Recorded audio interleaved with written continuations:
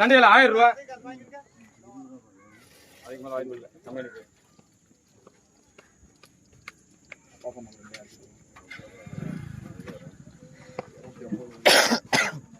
போதும்னா கம்மியா தர மாதிரி அதை வாங்கி போடுறது இல்லை, கூட தரதை போட்டு போட்டு 2500 ரூபா 3000 இருக்கு. 1000 ரூபா சொன்னா இது வாங்குறது இல்லை. அது என்ன நண்டு வாலில கம்மியா இருக்கு.